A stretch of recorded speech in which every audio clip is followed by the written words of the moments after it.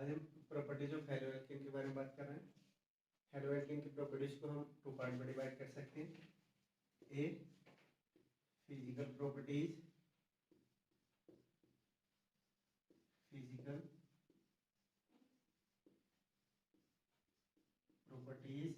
और number two chemical properties.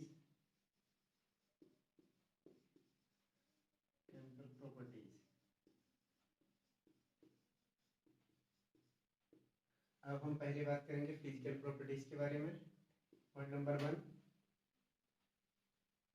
जो alkyl halide होते हैं, एल्काइल हैलाइड, ये एल्किल हैलाइड जो आप बोले, जिनको हम RX से डिनोट करते हैं, ये कलरलेस होते हैं। जब इनको सनलाइट के प्रेजेंस में रख दिया जाता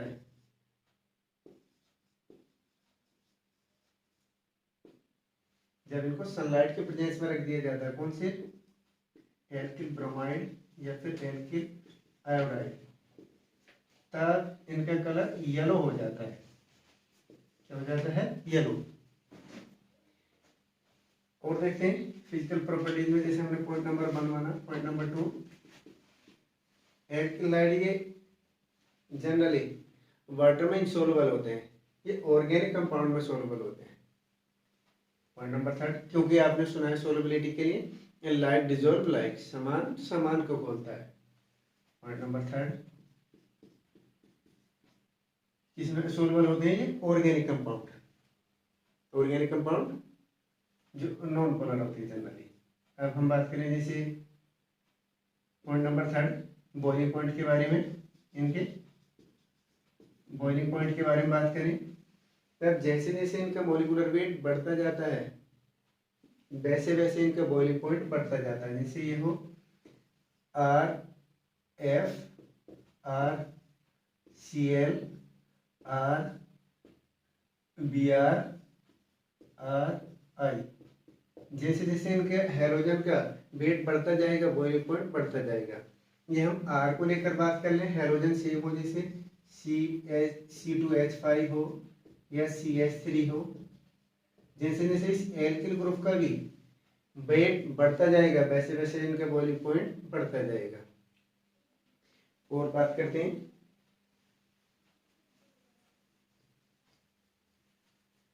इनकी सोलबिलिटी के बारे में बात करें, तब सोलबिलिटी के लिए ये ऑर्गेनिक कंपाउंड होते हैं, तब ये ऑर्गेनिक कंपाउंड में डिसॉल्व होते हैं, लाइक डिसॉल्व लाइक। अब हम बात करते हैं इनकी केमिकल प्रॉपर्टीज के बारे में।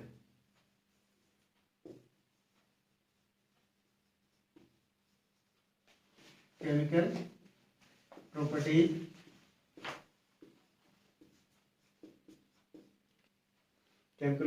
के बारे में बात करें, जैसे इनकी केमिकल प्रॉपर्टीज को एक पार्ट में डिवाइड कर सकते हैं। जैसे स्मॉल ए बोलते हैं न्यूक्लियोफिलिक सब्स्टिट्यूशन रिएक्शन, नाभिक स्नेह प्रतिस्थापना प्रक्रिया है, न्यूक्लियोफिलिक सब्स्टिट्यूशन रिएक्शन। नंबर 2 बोल सकते हैं जैसे एलिमिनेशन रिएक्शन या विलोपन रिएक्शन। नंबर 3 जैसे बोल सकते हैं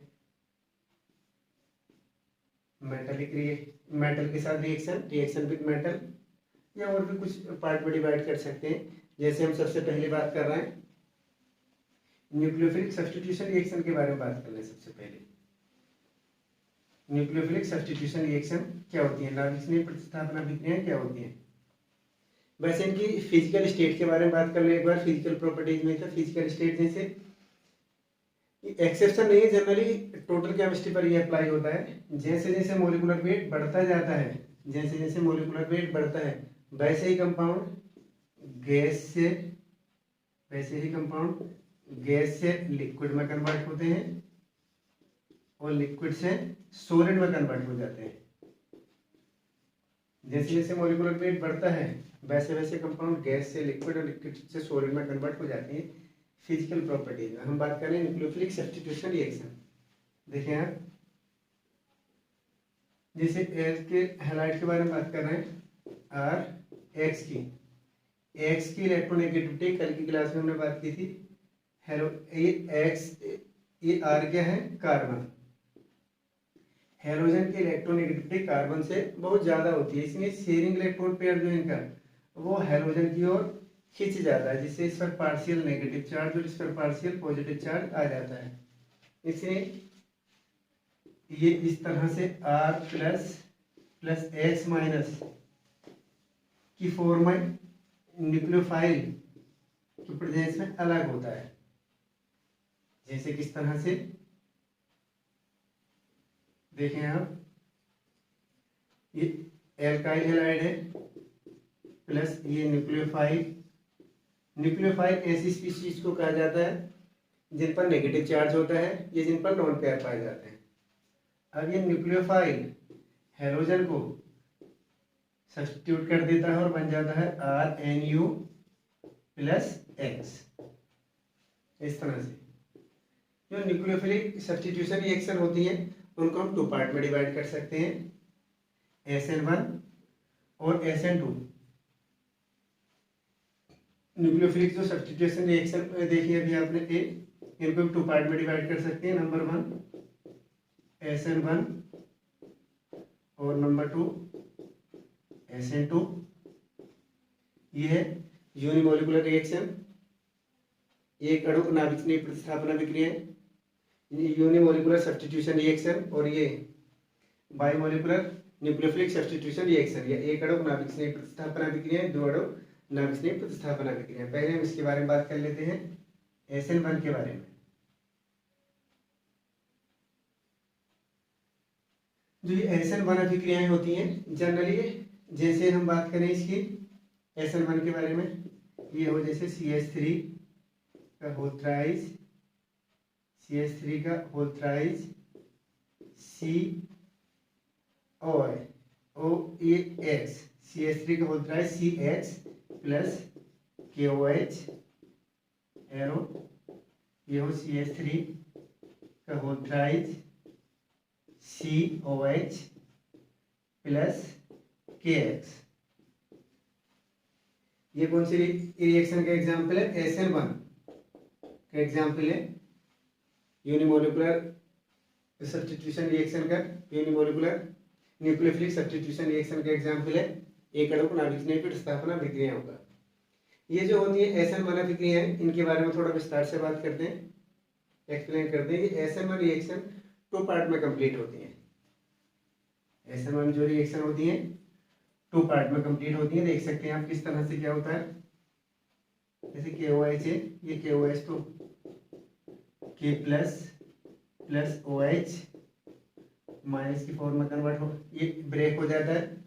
सबसे पहले होता क्या है, CH3 का whole thrice CX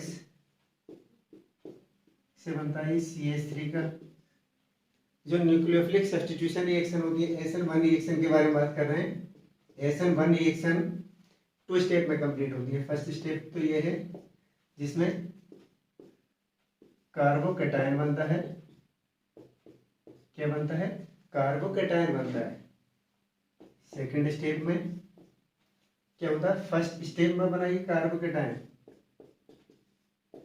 first step में बनाइए कार्बोकैटायन न्यूक्लियोफाइल के साथ रिएक्ट होता है और फाइनल प्रोडक्ट बन जाता है,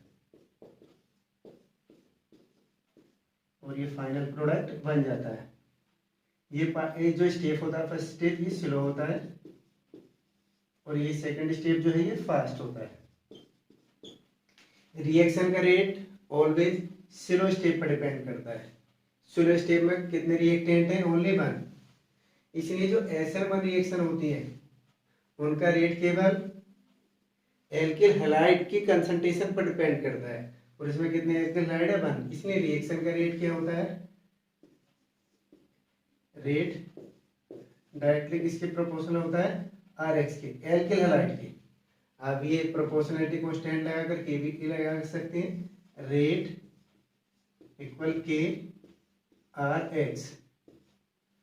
जो रिएक्शन का रेट है SN1 रिएक्शन का जो रेट है केवल एल्किल हैलाइड की कंसंट्रेशन पर डिपेंड करता है, रेट डायरेक्टली प्रोपोर्शनल RX। इसीलिए इन रिएक्शन को एक अणु को नाभिक स्नेह प्रतिस्थापन अभिक्रियाएं कहते हैं। Unimolecular nucleophilic substitution reaction. देख पा रहे हैं, ये स्लो होता है, दूसरा वाला स्टेप फास्ट होता है। जब कोई भी रिएक्शन जैसे 2 या अधिक पार्ट में कंप्लीट होती है, तब रिएक्शन का रेट किस पर डिपेंड करता है? स्लो स्टेप पर। ओके, अब इसके बारे में थोड़ा और बात कर लेते हैं, इसी रिएक्शन के SN1 रिएक्शन के बारे में ही। जो SN1 रिएक्शन है, इसके फर्स्ट स्टेप में कार्बोकेटायन बनता है। एक बार फिर से लिखता हूं, जो फर्स्ट स्टेप को CH3 का whole thrice CX, slow step यही था ना, इसमें CH3 का whole thrice C plus plus X minus, ये जो था कार्बोकेटायन, जो SN1 रिएक्शन थी, इनके फर्स्ट स्टेप में ये कार्बोकेटायन बनता है। ये रिएक्शन का रेट भी इसी स्टेप पर डिपेंड करता है। अब ये कार्बोकेटायन जितना ज्यादा स्टेबल होगा, SN1 रिएक्शन उतनी ही फास्ट होगी। आपने पढ़ा है कार्बोकेटायन की स्टेबिलिटी के बारे में, प्राइमरी कार्बोकेटायन से सेकेंडरी कार्बोकेटायन ज्यादा स्टेबल होते हैं और सेकेंडरी कार्बोकेटायन से टर्सरी कार्बोकेटायन ज्यादा स्टेबल होते हैं। कार्बोकेटायन की स्टेबिलिटी का ऑर्डर लिखा जाए तो प्राइमरी कार्बोकेटायन से सेकेंडरी कार्बोकेटायन ज्यादा स्टेबल होता है और सेकेंडरी कार्बोकेटायन से टर्सरी कार्बोकेटायन ज्यादा स्टेबल होता है। अब SN1 रिएक्शन के लिए एल्किल हैलाइड की रिएक्टिविटी का ऑर्डर क्या होगा? सबसे स्लो प्राइमरी एल्किल हैलाइड, उससे फास्ट सेकेंडरी और सबसे fast tertiary alkyl halide SN1 reaction देते हैं। ऐसा क्यों है? जितना ज्यादा स्टेबल कार्बोकेटायन बनेगा उतनी ही इजीली SN1 रिएक्शन हो जाएगी। और स्टेप देखते हैं इसी में। अभी जो ये कार्बोकेटायन होता है, ये कार्बन का जो हाइब्रिडाइजेशन होता है वो sp2 हाइब्रिडाइजेशन होता है। क्या होता है? sp2 hybridisation. sp2 हाइब्रिडाइजेशन के कारण इसकी जो स्ट्रक्चर होती है वो ट्राइगोनल प्लेनर होती है। क्या होती है? ट्राइगोनल प्लेनर, कुछ इस तरह की, इस तरह की होती है। C प्लस, जैसे इसकी स्ट्रक्चर बनाऊं मैं, CH3 CH3 CH3। जो SN1 रिएक्शन का फर्स्ट स्टेप होता है उसमें जो कार्बोकेटायन बनता है, कार्बोकेटायन पर sp2 हाइब्रिडाइजेशन होता है और इसकी स्ट्रक्चर ट्राइगोनल प्लेनर होती है। ट्राइगोनल प्लेनर होने के कारण सेकंड स्टेप में जो ये न्यूक्लियोफाइल अटैक करता है, इस पर आगे से भी अटैक कर सकता है और पीछे से भी अटैक कर सकता है। समझ पा रहे हैं आप? जो SN1 रिएक्शन के फर्स्ट स्टेप का कार्बोकेटायन है उसकी स्ट्रक्चर ट्राइगोनल प्लेनर होती है, जिसके कारण इस पर कार्बोकेटायन की स्ट्रक्चर क्या बोली मैंने? Trigonal planar. अब इस पर न्यूक्लियोफाइल ये आगे से भी अटैक कर सकता है, इधर से भी और इधर से भी, आगे से और पीछे से भी अटैक कर सकता है। अब इससे क्या होगा?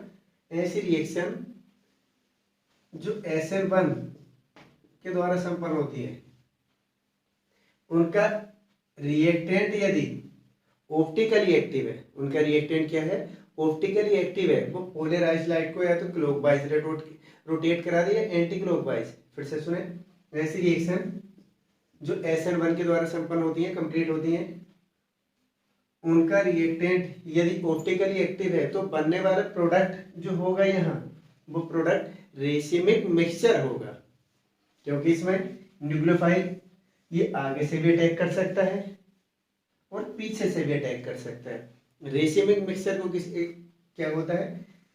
रेसिमिक मिक्सचर एक ऐसा मिक्सचर होता है जिसमें 50% डेक्स्ट्रोरोटेटिव आइसोमर होता है, जबकि 50% लीवर रोटेटिव आइसोमर होता है। अब हम बात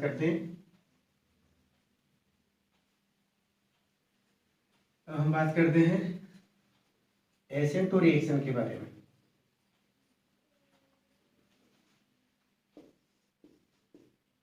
SN2 रिएक्शन के बारे में, जैसे ये हो CH3 X plus NU arrow CH3 NU plus X जो प्राइमरी एल्किल हैलाइड होते हैं जनरली वो SN2 रिएक्शन देते हैं। लिख दिए मैंने। आप इसके बारे में थोड़ा विस्तार से, या इसकी जैसे नॉर्मल रिएक्शन देख लूँ मैं, तब इसके लिए भी यही लिख सकता हूँ, जैसे CH3 X या Cl जो आप लेना चाहें, तो मैं Cl लेता हूँ प्लस KOH एरो, ये CH3 OH प्लस KCl। इस तरह से ये कौन सी रिएक्शन का एग्जाम्पल है? SN2 का एग्जाम्पल है जनरली। अब जो SN2 रिएक्शन होती है वो केवल 1 स्टेप में कंप्लीट हो जाती है, जबकि SN1 रिएक्शन 2 स्टेप में कंप्लीट होती थी। SN2 रिएक्शन किस तरह से होगी कंप्लीट? देखें आप, CH3 मैं ये हेलोजन X ले लेता हूँ प्लस NU लिख देता हूँ मैं, NU न्यूक्लियोफाइल। जो SN2 रिएक्शन होती है वो 1 स्टेप में कंप्लीट हो जाती है। जैसे इसको CH मैं इस तरह से करके लिख देता हूँ H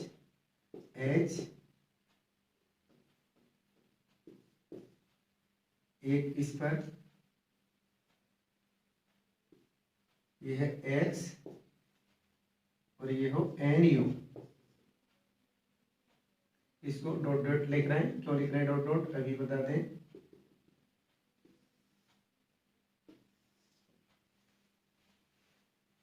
इसको डॉट डॉट लिख रहे हैं, या इसको इस तरह से लिख दें, X इधर लिख दें, इससे कोई फर्क नहीं पड़ रहा। इसको मैं X इधर लिखता हूँ और NU इधर लिखता हूँ। अब ये यहाँ आपको लगेगा कार्बन की वैलेंसी 5 है, 5 नहीं है इसकी वैलेंसी। जैसे जैसे ये कार्बन और हेलोजन के बीच बॉन्ड टूटता जाता है, वैसे वैसे न्यूक्लियोफाइल इस पर जुड़ता जाता है। समझ पा रहे हैं आप? इसको ट्रांजिशन स्टेट कहते हैं, ट्रांजिशन स्टेट कहते हैं इसको।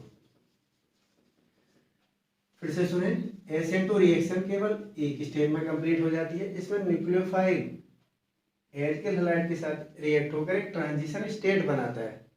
ट्रांजिशन स्टेट पर ये कौन सा चार्ट दिखेगा? माइनस। ट्रांजिशन स्टेट बनाता है। ये ट्रांजिशन स्टेट अनस्टेबल होती है। ये वाला जो पार्ट है ये स्लो होता है, ये स्लो स्टेप है।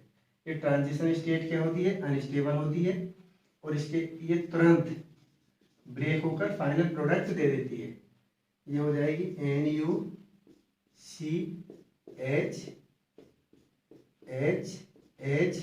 प्लस X माइनस, ये बन जाता फाइनल प्रोडक्ट। अब यहाँ देखें, जो SN2 रिएक्शन होती है उसमें न्यूक्लियोफाइल ये हेलोजन ग्रुप के अपोजिट साइड से रिएक्ट होता है।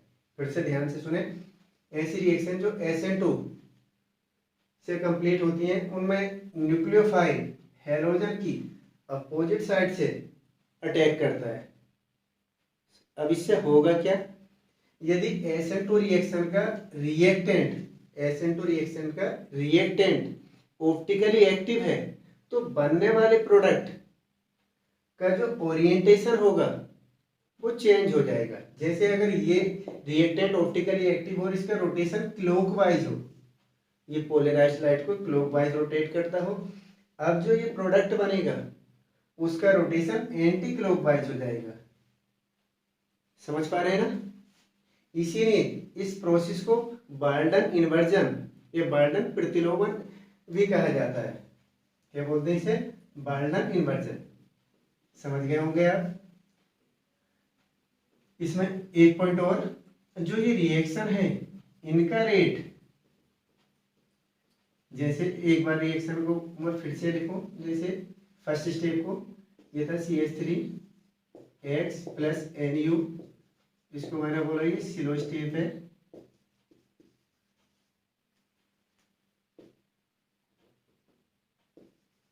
स्लो स्टेप है। इसमें जैसे बोला था NuCH और ये X। रिएक्शन का रेट स्लो स्टेप पर डिपेंड करता है। जैसे अभी आपको बोला था रिएक्शन का रेट किस पर डिपेंड करता है? स्लो स्टेप पर। और स्लो स्टेप के रिएक्टेंट क्या है? एल्किल हैलाइड और न्यूक्लियोफाइल। क्या क्या? एल्किल हैलाइड और न्यूक्लियोफाइल। इसलिए रिएक्शन का रेट क्या होगा? किसके डायरेक्टली प्रोपोर्शनल होगा? ये एल्किल हैलाइड और NU, तो डायरेक्टली प्रोपोर्शनल होगा, इस तरह से लिख दें, रेट इक्वल K CH3HNU, ये हो जाएगा। इसीलिए रिएक्शन को बाइमोलिकुलर न्यूक्लियोफिलिक सब्स्टिट्यूशन रिएक्शन इसलिए कहा जाता है बाइमोलिकुलर। इन रिएक्शन का ऑर्डर ये दो होता है क्यों? क्योंकि इसके स्लो स्टेप में एल्किल हैलाइड और न्यूक्लियोफाइल दोनों हैं। रिएक्शन का जो रेट है वो एल्किल हैलाइड और न्यूक्लियोफाइल दोनों की कंसंट्रेशन पर डिपेंड करता है। रिएक्शन का रेट एल्किल हैलाइड और न्यूक्लियोफाइल दोनों की कंसंट्रेशन पर डिपेंड करता है, इसीलिए इन रिएक्शन को SN2 कहते हैं। या SN2 रिएक्शन का ऑर्डर कितना होता है? 2 होता है। समझ पा रहे हैं? अब हम इनके एग्जाम्पल लेते हैं, न्यूक्लियोफिलिक सब्स्टिट्यूशन रिएक्शन के एग्जाम्पल के बारे में बात करते हैं। एग्जाम्पल देखने से पहले भी जैसे जो SN2 रिएक्शन होती है उनकी रिएक्टिविटी का ऑर्डर देख लेते हैं।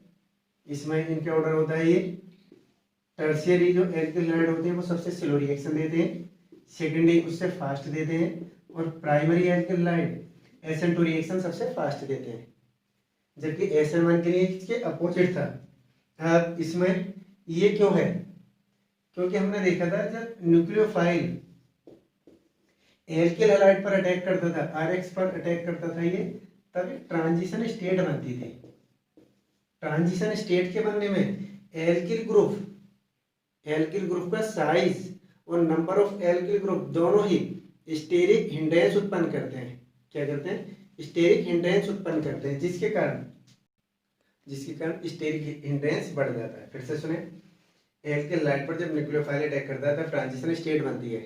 अब ट्रांजिशन स्टेट के बनने में एल्किल ग्रुप स्टेरिक हिंड्रेंस उत्पन्न करता है, ये तिरबिम बाधा उत्पन्न करता है, जिसके कारण ये नहीं बन पाती ट्रांजिशन स्टेट। जब ट्रांजिशन स्टेट नहीं बनेगी तो फाइनल प्रोडक्ट कहाँ से बनेगा? इसीलिए SN2 रिएक्शन का जो रिएक्टिविटी का ऑर्डर होता है, एक टर्शियरी एल्किल हैलाइड सबसे स्लो रिएक्शन देते हैं, सेकेंडरी उससे फास्ट देते हैं, और प्राइमरी सबसे फास्ट देते हैं। ऐसे क्यों होता है? एल्किल ग्रुप के स्टेरिक हिंड्रेंस के कारण।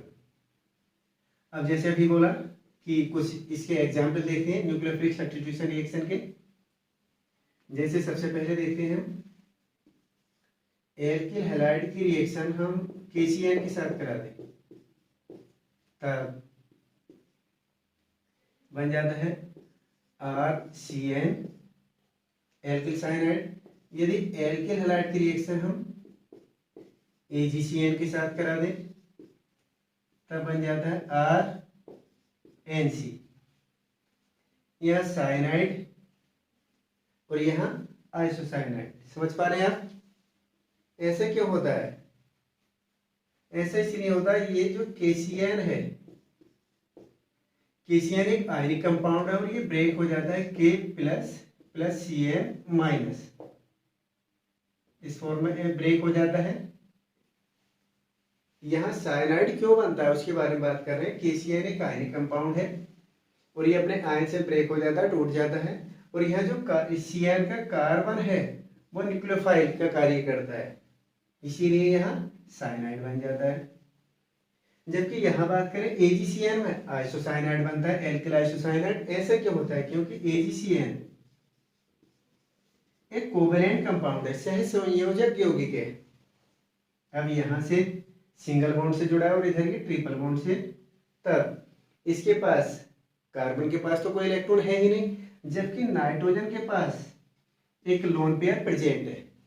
इस लोन पेयर से ये साइनाइड जो ग्रुप है यहाँ से लोन पेयर से इस एल्किल ग्रुप से जुड़ जाता है, इसीलिए यहाँ एल्किल आइसोसाइनाइड बनता है। फिर से सुने, जब एल्किल हैलाइड की रिएक्शन KCN के साथ कराते हैं तो एल्किल साइनाइड बनता है, जबकि एल्किल हैलाइड की रिएक्शन जब AgCN सिल्वर साइनाइड के साथ कराते हैं तो एल्किल आइसोसाइनाइड बनता है। ऐसा क्यों? क्योंकि ये आयनिक कंपाउंड है जिसका आयरन इस तरह से हो जाता है CN माइनस। यहाँ जो CN का C है ये न्यूक्लियोफाइल का कार्य करता है, इसीलिए यह साइनाइड बन जाता है। जबकि AgCN के बारे में बात करें तो AgCN एक कोवेलेंट कंपाउंड है, इसमें ये कार्बन के पास कोई भी लोन पेयर नहीं होता, जबकि नाइट्रोजन के पास लोन पेयर होता है, जिसके कारण ये CN का N एल्किल ग्रुप से अटैच हो जाता है और ये एल्किल आइसोसाइनाइड बन जाता है। ओके, आगे बढ़ते हैं इसी में आगे बढ़ते हैं। अब इसके साइनाइड और आइसोसाइनाइड के बारे में बात कर लेते हैं थोड़ा। जैसे भी बात की हमने RX प्लस KCN से बना भी है आपका RCN बना के, माइनस कर देता हूँ मैं KX। अब जो ये है इससे अनेक कंपाउंड बन जाते हैं। जैसे RCN का हम कंप्लीट हाइड्रोलाइसिस करा दें 2H2O, इसका कंप्लीट हाइड्रोलाइसिस करा दें, तब RC के साथ ये 2 ऑक्सीजन लग जाए, 2H2O में 2 ऑक्सीजन यहाँ और एक H बनेगा RCOOH। अब बचा क्या, एक N और 3 H प्लस NH3, ये बन जाए कंप्लीट हाइड्रोलाइसिस पर। पार्शियल हाइड्रोलाइसिस करा दें हम इसका, क्या करा दें, पार्शियल हाइड्रोलाइसिस H2O। ये ध्यान रहे आपको, कंप्लीट हाइड्रोलाइसिस से कार्बोक्सिलिक एसिड बनता है साइनाइड से। जब पार्शियल हाइड्रोलाइसिस कराएंगे तो ये ऑक्सीजन यहाँ आ जाए और 2 हाइड्रोजन यहाँ, और ये बन जाए RCONH2। जब साइनाइड का पार्शियल हाइड्रोलाइसिस कराया जाता है तब एमाइड बनता है, CONH2 ग्रुप को क्या बोलते हैं, एमाइड, एल्किल एमाइड बन जाता है। अब हम देखते हैं यहाँ रिडक्शन में स्टीफन रिएक्शन देखते हैं। SN HCl H2O, SN HCl H2O जब कराएं तब यहाँ क्या बनता है, RCHO और साथ में क्या निकल जाता है, ये NH3 निकल जाता है। RCHO जैसे कैसे बनता है, यहाँ से इसके साथ 2 हाइड्रोजन आ जाए, 2 हाइड्रोजन यहाँ आ जाए, समझ पा रहे हैं। N के साथ इसे करके दिखाई देता हूँ मैं, SN की रिएक्शन पहले 2HCl के साथ हो जाए, तब बन जाएगा ये SN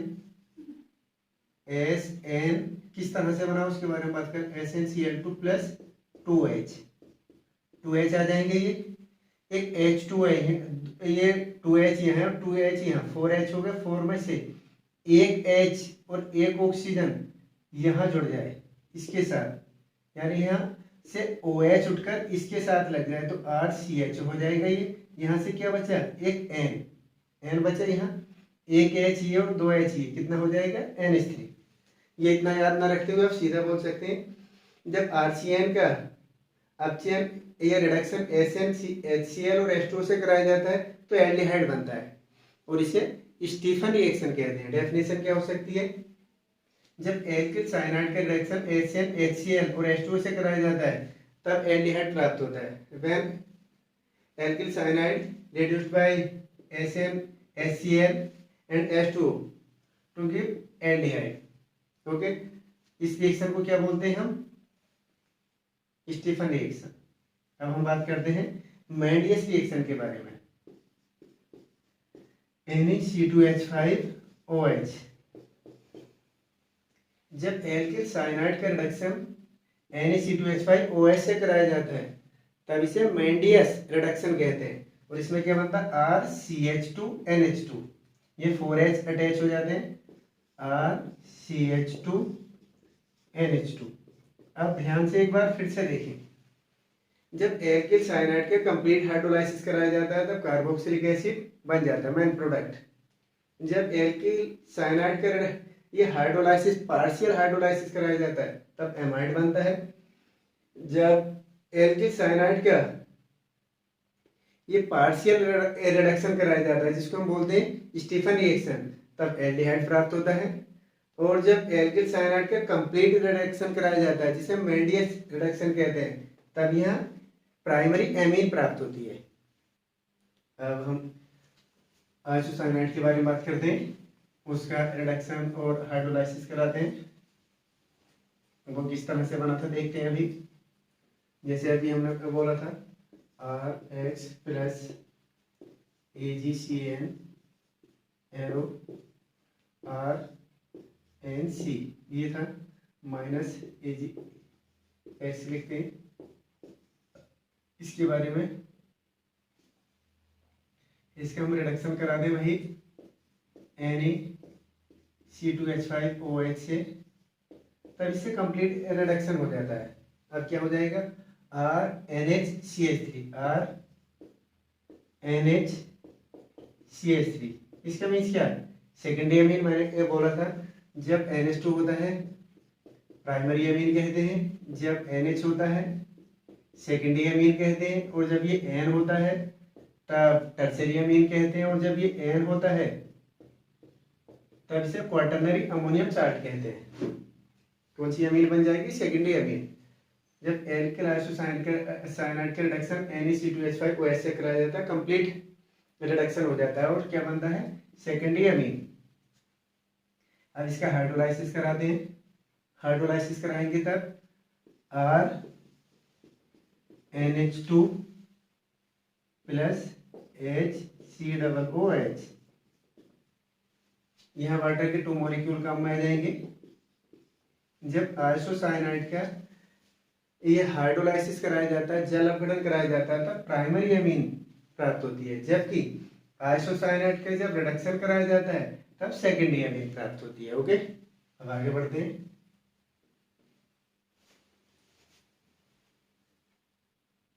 अब हम बात करते हैं फॉर्मेशन ऑफ अल्कोहल, जिसे एल्किल हैलाइड है, एल्किल हैलाइड की रिएक्शन KOH के साथ करा दी जाए तब ये बन ही जाता है ROH प्लस KH।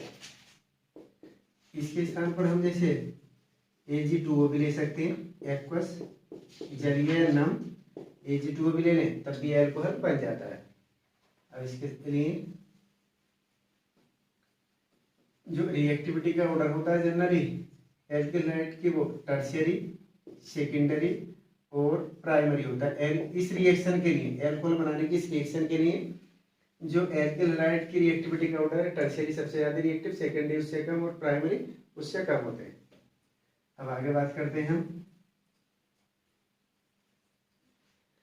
जैसे फॉर्मेशन ऑफ नाइट्रोएल्केन या एल्किल नाइट्राइड, जैसे RH की रिएक्शन KNO2 के साथ करा दी जाए तब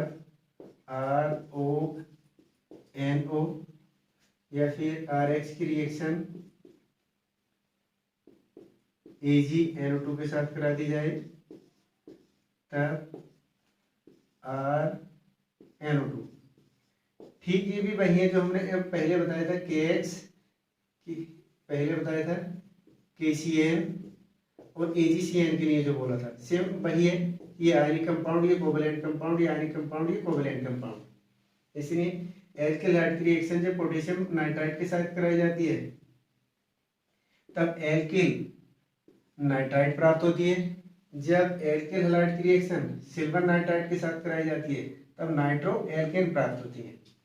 KNO2 के साथ एल्किल नाइट्राइड, जबकि सिल्वर नाइट्राइड के साथ नाइट्रो एल्केन। ओके, आगे बात करते हैं।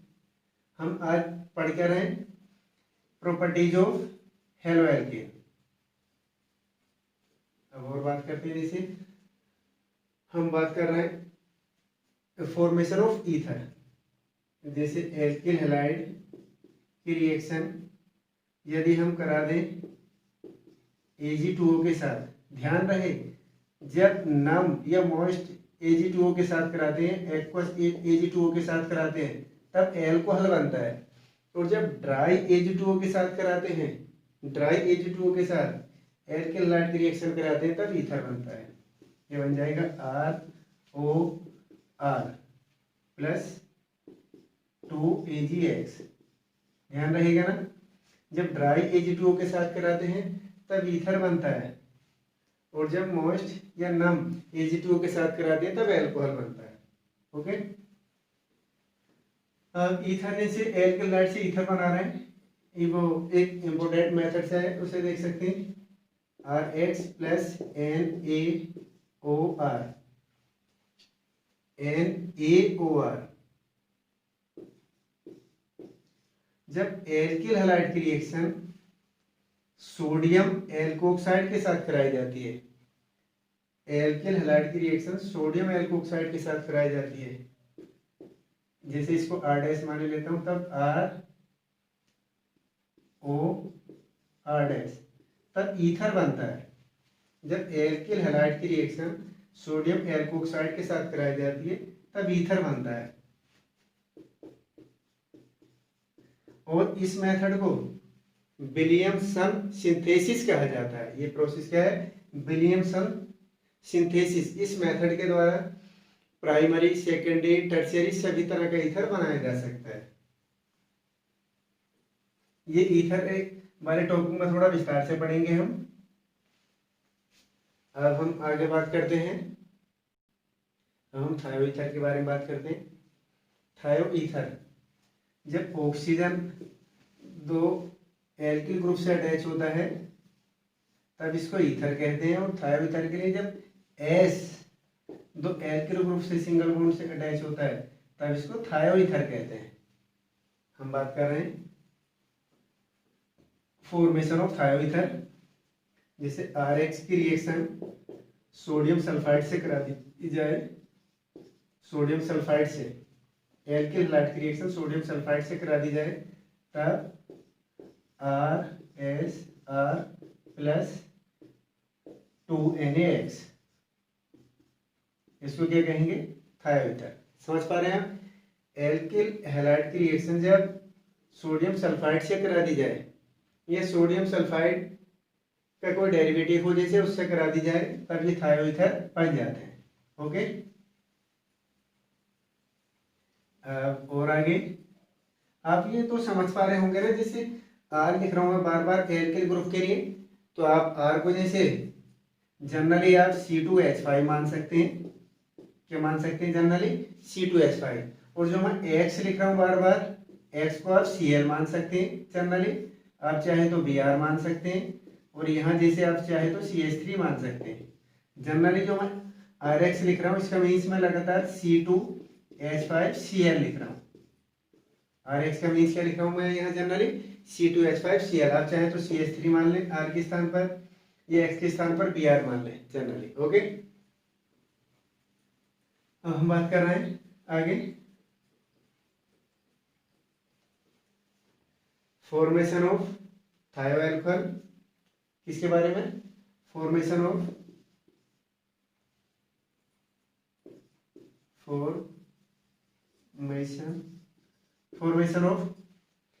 थायो एल्कोहल। जैसे फॉर्मेशन ऑफ थायो एल्कोहल, एल्किल हैलाइड की रिएक्शन सोडियम हाइड्रोजन सल्फाइड से करा दी जाए।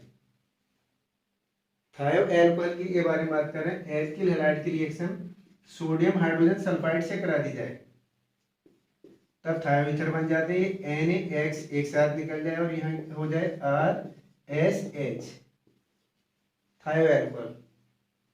NaX के प्लस NaX। अब एल्कोहल और थायो एल्कोहल में क्या होता है? ROH ग्रुप के जो कंपाउंड होते हैं उन्हें एल्कोहल कहते हैं। और जब ऑक्सीजन के स्थान पर S आ जाए तो उन्हें थायो एल्कोहल कहते हैं, RSH। समझ पा रहे हैं आप? जब एल्कोहल में ऑक्सीजन के स्थान पर S आ जाता है तब उसे थायो एल्कोहल कहते हैं। ओके, आगे बात कर रहे हैं। अब हम फॉर्मेशन ऑफ एस्टर के बारे में बात कर रहे हैं। Formation of ester, alkyl halide की रिएक्शन जब कार्बोक्सिलिक एसिड की सिल्वर साल्ट के साथ करा दी जाए। एल्किल हैलाइड में बार बार बोल रहा हूँ, R कोई भी एल्किल ग्रुप है, CH3, C2H5, C3H7, X कोई भी हेलोजन ले सकते हैं, बार बार बोला मैंने। एल्किल हैलाइड की रिएक्शन जब कार्बोक्सिलिक एसिड के सिल्वर साल्ट के साथ कराई जाती है तब ये AgX निकल जाते हैं और क्या होता है? RCOOR plus AgX। और इस तरह के ग्रुप के जो कंपाउंड होते हैं उन्हें हम एस्टर कहते हैं। अब इसके मीन्स क्या? एल्किल हैलाइड, एल्किल को आप एल्काइल बोलें आपकी मर्जी। एल्किल हैलाइड की रिएक्शन कार्बोक्सिलिक एसिड के सिल्वर साल्ट के साथ कराने पर एस्टर बनता है। इस ग्रुप के जो भी कंपाउंड होते हैं उन्हें एस्टर कहते हैं। एल्किल हैलाइड की रिएक्शन कार्बोक्सिलिक एसिड के सिल्वर साल्ट के साथ कराने पर एस्टर बनता है। ओके, अब हम बात कर रहे हैं जैसे formation of amine. Formation of amine के बारे में देखें।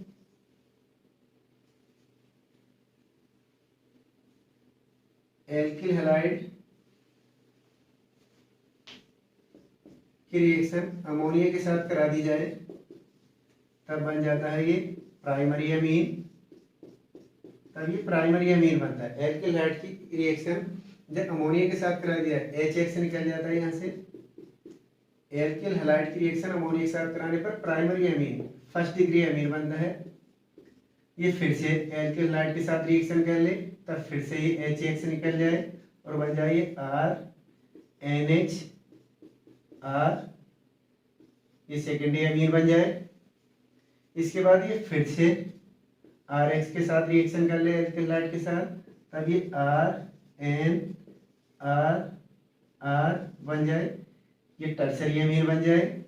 इसके बाद फिर से ये RH एल्किल हैलाइड के साथ रिएक्शन कर ले और HX निकल जाए तब ये बन जाता है क्वाटरनरी अमोनियम साल्ट। क्या बन जाता है ये? Quaternary ammonium salt.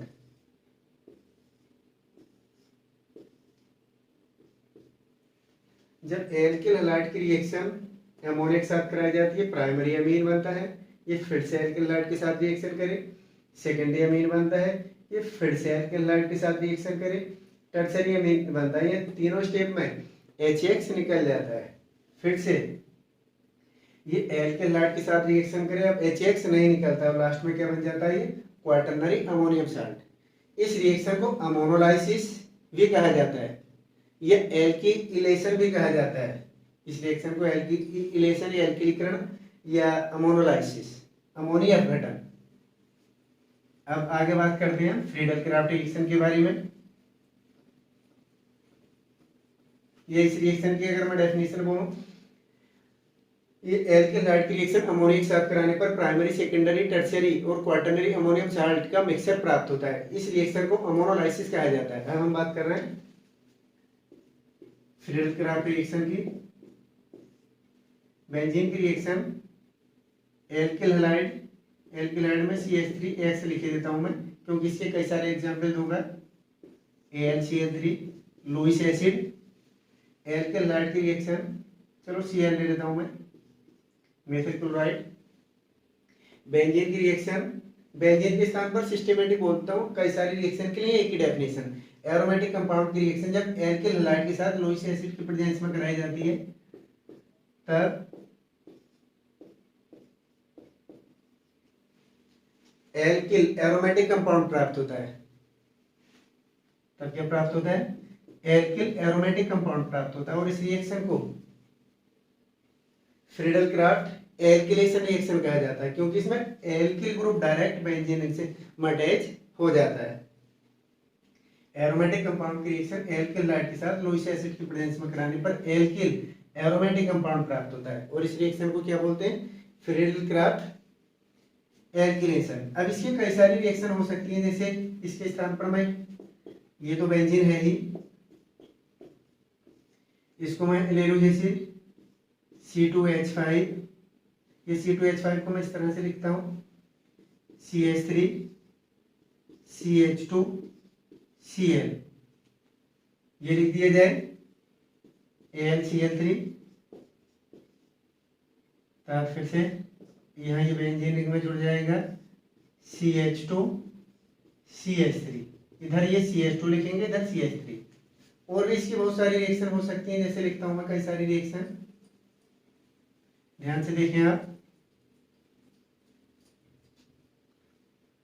जैसे ये हो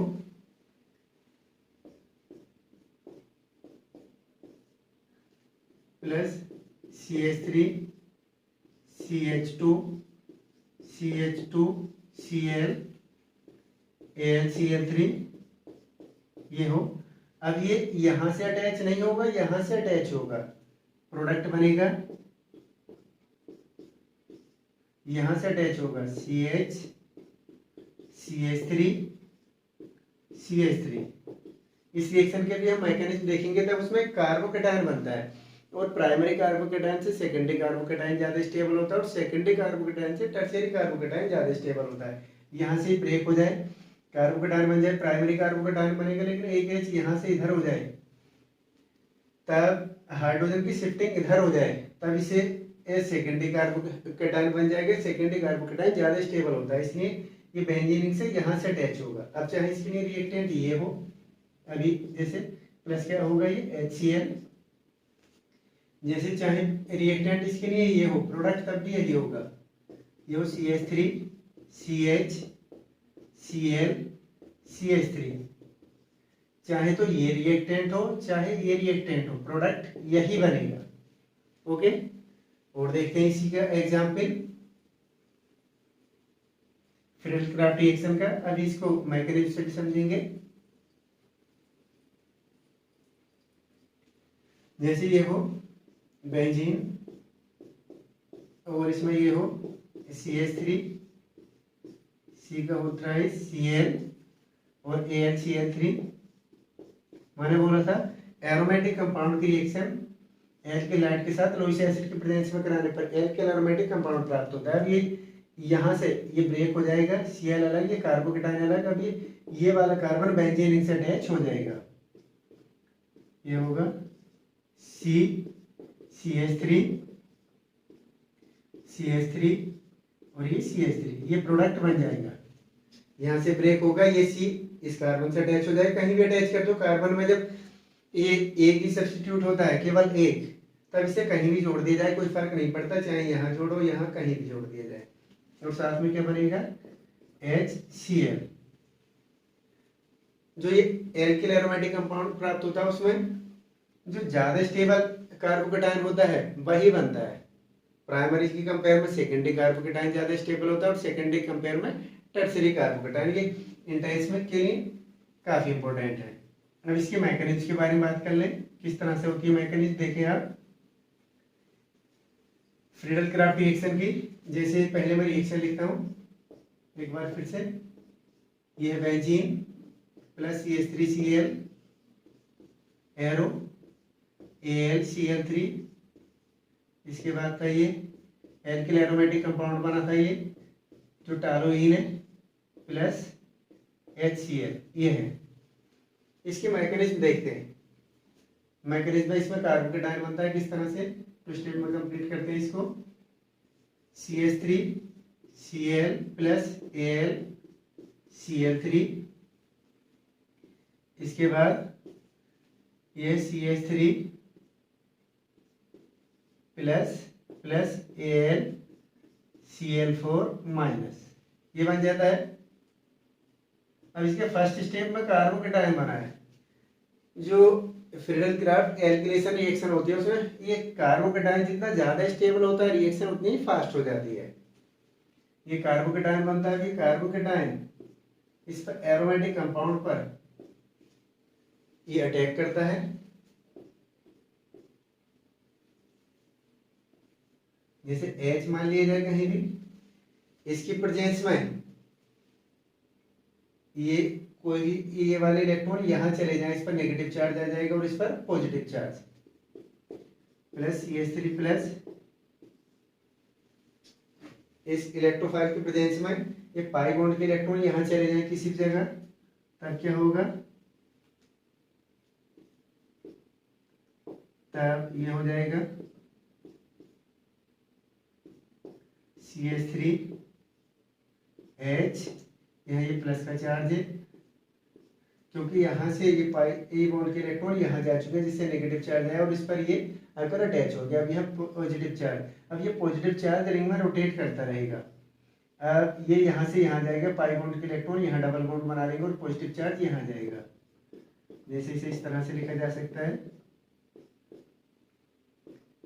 CH3H, मैंने CH3 इधर को लिख दिया, ऐसे इधर को आपकी मर्जी जहाँ चाहे लिखें। इस पर पॉजिटिव चार्ज और इधर ये डबल बॉन्ड। अब ये फिर से रोटेट करेगा, प्लस का चार्ज, पाई बॉन्ड वाले जो इलेक्ट्रॉन है यहाँ डबल बॉन्ड बना लेंगे और पॉजिटिव चार्ज अब के बाद यहाँ जाएगा, पॉजिटिव चार्ज यहाँ जाएगा, ये डबल बॉन्ड बन जाएगा, ये डबल बॉन्ड एक साइड ये CH3 है ही इसमें और एक साइड ये H है। अब जो ये रेजोनेटिंग स्ट्रक्चर है इन्हें देखें आप, फर्स्ट सेकेंड तो ये थर्ड जो ये रेजोनेटिंग स्ट्रक्चर है इनको देखें। अब इन तीनों का रेजोनेंस हाइब्रिड हम इस तरह से बना सकते हैं, इतने पार्ट पर पॉजिटिव चार्ज है, इस कोने पर, इस पर और इस पर, यानी इतने पार्ट पर पॉजिटिव चार्ज है। ऊपर ये जैसे CH3 है और ये H है। ये जो हमने बोला था ये एरोमेटिक कंपाउंड एल्किल हैलाइड के साथ रिएक्ट होकर ये एल्किल हैलाइड बनाता है। ये तो स्टेप में इसकी मैकेनिज्म कंप्लीट होती है। फर्स्ट स्टेप में क्या बनता है, ये कार्बोकैटायन बनता है। कार्बोकैटायन एरोमेटिक कंपाउंड से रिएक्ट होकर ये एरिनियम आयन बना लेता है। क्या बनाता है, एरिनियम आयन। ये एरिनियम आयन रेजोनेंस के द्वारा या रेजोनेटिंग स्ट्रक्चर्स के द्वारा स्टेबिलिटी प्राप्त कर लेता है। ओके, अब ये जो रेजोनेंस हाइब्रिड है इसको मैं साफ कर देता हूं। जो ये रेजोनेंस हाइब्रिड बना, जो ये रेजोनेंस हाइब्रिड बना है, अभी जो बना था इसमें ये AlCl4 इसके साथ रिएक्ट होता है, पॉजिटिव चार्ज CH3H। अब इसके साथ ये AlCl4 माइनस रिएक्ट होता है।